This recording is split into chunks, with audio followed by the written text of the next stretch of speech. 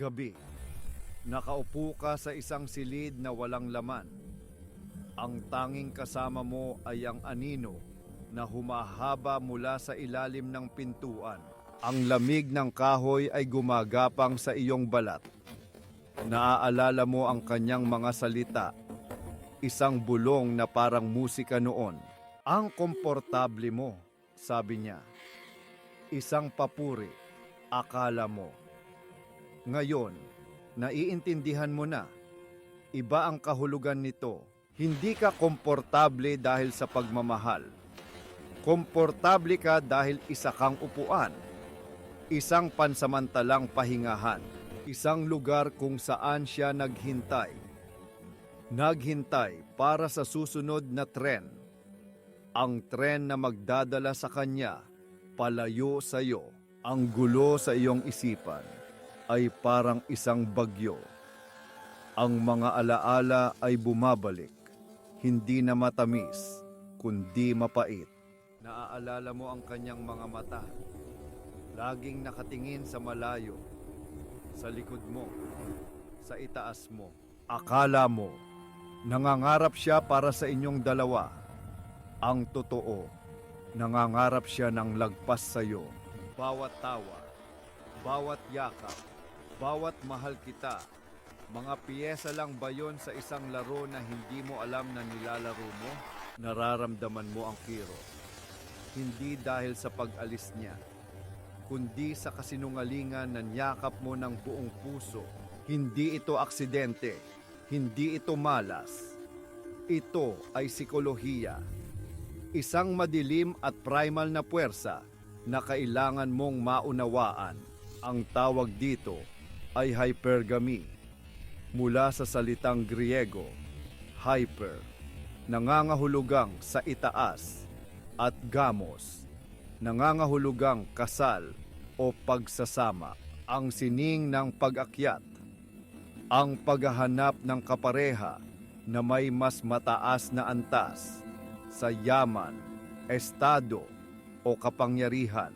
Sa evolutionary psychology, ito ay isang mekanismo para sa survival. Para sa babae, ang pagsisiguro sa kinabukasan ng kanyang magiging anak. Pero sa modernong mundo, ang instinct na ito ay naging isang malamig na kalkulasyon.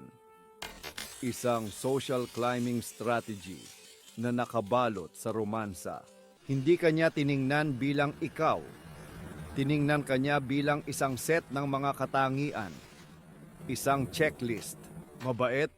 Check. Matatag? Check. Magagamit? Sa ngayon, isang malaking check. Ikaw ang safe choice. Ang good enough for now. Ang upuan sa waiting room ng kanyang ambisyon. Ito ang katotohanan. Hindi sapat ang pagiging mabuting tao. Sa laro ng hypergamy, ang kabaitan ay currency lamang kung ito ay may kasamang status. Kilalanin natin si Leo, isang lalaking ibinigay ang lahat. Puso, oras at kaluluwa. Para sa kanya, si Clara ang kanyang mundo.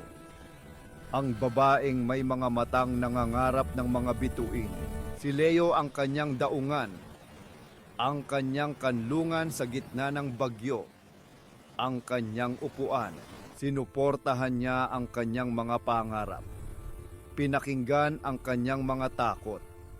Binuhat siya nang siya'y mahina, akala niya. Nagtatayo sila ng pundasyon. Hindi niya alam, nagtatayo lang siya ng entablado. Para sa susunod na aktor, isang araw, dumating siya. Ang lalaking hindi lang nangangarap ng mga bituin, kundi may-ari na ng ilan. Walang mahabang paliwanag, walang dramatikong pag-aaway, isang simpleng pag-alis, parang paglipat lang ng upuan. Mula sa isang komportabling silya patungo sa isang trono na iwan si Leo. Hindi lang wasak ang puso, kundi nalilito. Saan ako nagkamali? Ang pagkakamali ni Leo ay ang isipin na ang pag-ibig ay sapat, na ang pag-aalaga ay ang pinakamahalaga. Sa sikolohiya ng hypergamy, ang pag-ibig ay hindi ang layunin. Ito ay ang mekanismo, ang pampadulas sa pag-akyat. Ang mga papuri niya, ang "I feel so safe with you", hindi yun kasinungalingan. Ito ay isang katotohanan na may expiration date.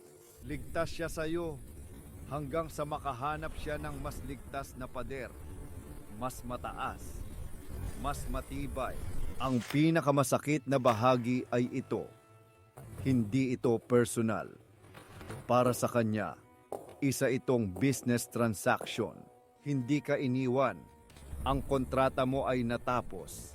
Ang serbisyo mo, ang pagiging upuan, ay hindi na kailangan. Kaya paano mo ito lalabanan? Paano mo po protektahan ang iyong sarili mula sa pagina? Kilalanin ang mga bandera. Ang sobrang pagtuon sa iyong status, trabaho o kita kaysa sa kung sino ka. Pangalawa, huwag mong gawing sentro ng iyong mundo ang pagpapatunay ng iyong halaga sa kanya. Ang iyong halaga ay hindi nakadepende sa kanyang pag-apruba. Ang isang taong tunay na nagpapahalaga sa iyo ay uupo sa sahig kasama mo kapag wala kang upuan na maiaalok. Hindi ka niya iiwan para humanap ng mas magandang muebles. At ang pinakamahalaga sa lahat, oras na para tumayo. Ang sakit na nararamdaman mo ay totoo. Ang pagtataksil ay malalim. Ngunit ang pananatili sa pagiging biktima ay isang pagpili. Hindi ka isang upuan, hindi ka isang hagdanan, hindi ka isang pansamantalang hintuan. Ikaw ay isang destinasyon. At ang taong karapat-dapat sa iyo ay ang taong nakikita yun. Ang taong ang tanging pangarap ay ang makarating sa iyo.